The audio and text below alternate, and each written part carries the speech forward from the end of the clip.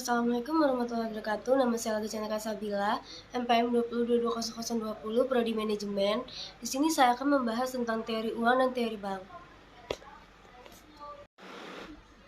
Pengertian uang. Uang adalah sesuatu yang umum, luas diterima untuk pembayaran barang-barang. Menurut para ahli, Robertson, uang adalah kekayaan yang oleh pemiliknya dapat dibayarkan kepada sejumlah utang dengan segera dan tanpa menunda. Albert Gellerhart, uang adalah sesuatu yang siap dan umum diterima oleh publik dalam pembayaran penjualan barang-barang atau jasa-jasa dan milik bernilai serta untuk pembayaran utang. Nah, menurut Rollinger Thomas adalah alat untuk mempermudah pertukaran dan segera dapat mengatasi kesukaan dari barter tersebut. Syarat-syarat yang dapat disebut uang itu apa aja sih? Yang pertama itu digemari atau diterima oleh umum. Yang kedua itu mudah disimpan dan dipindah tangankan. Terus yang ketiga itu tahan lama dan tidak lekas rusak. Yang keempat itu dapat dibagi-bagi tapi tidak mengurangi nilainya. Terus yang kelima itu mempunyai nilai yang stabil dan tetap. Terus yang keenam itu jumlahnya memenuhi kebutuhan.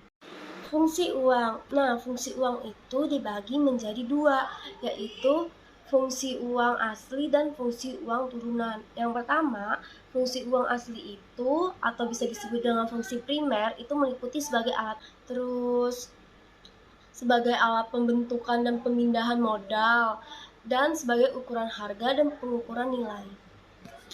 Apa aja sih jenis-jenis uang itu? Nah, yang pertama itu berdasarkan bahan atau material. Nah, uang itu dibedakan menjadi dua, uang logam dan uang kertas, merupakan uang fiduciar atau uang kepercayaan. Nah, yang kedua itu berdasarkan lembaga dan bahan pembuatannya. Uang dibedakan menjadi uang kertal atau uang kertas dan uang logam, dan uang giral atau cek giro atau surat perintah pembayaran lainnya, dan telegraphic transfer. Nah, yang ketiga itu berdasarkan nilainya. Uang dibedakan menjadi uang bernilai penuh dan uang yang tidak bernilai penuh, atau uang bertanda atau token money. Terus yang keempat itu berdasarkan kawasan atau daerah yang berlaku. Uang dibedakan menjadi uang domestik dan uang internasional.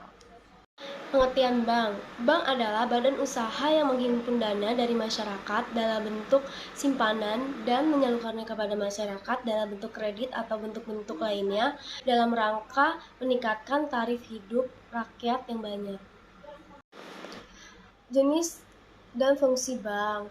Nah, dilihat itu dari segi fungsinya, jenis bank terdiri dari bank desa, terus bank umum, bank tabungan, bank pasar, terus bank milik swasta nasional, terus bank pemilik koperasi, terus yang keempat bank pemilik asing, terus yang kelima itu bank milik campuran.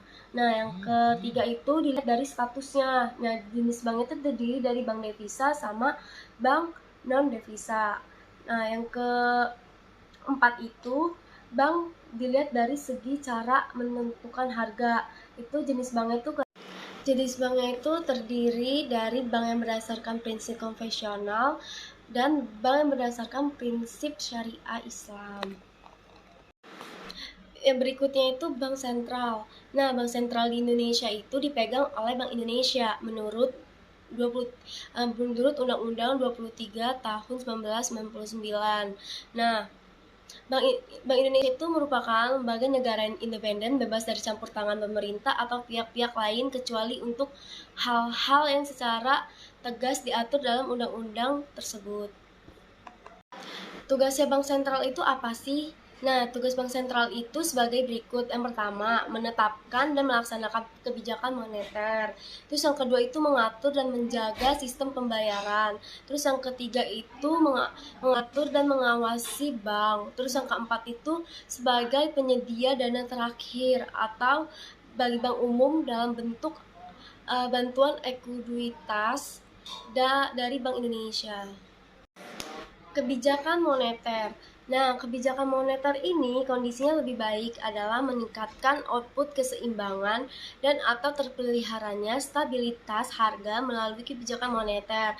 Pemerintah dapat mempertahankan atau menambah atau mengurangi jumlah uang yang beredar dalam upaya mempertahankan kemampuan ekonomi bertumbuh sekaligus mengendalikan inflasi.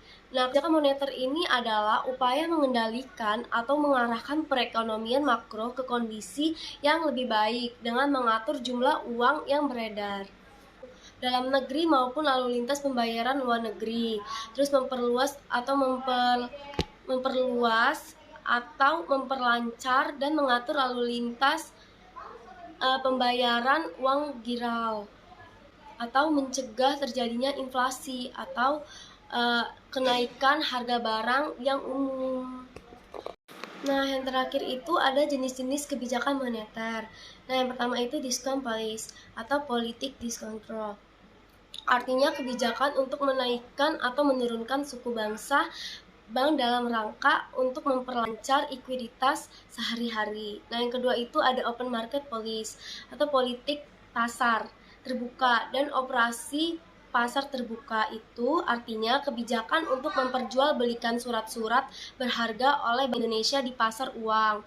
Nah, yang ketiga itu ada cash receipt ratio atau politik cadangan kas atau giro wajib.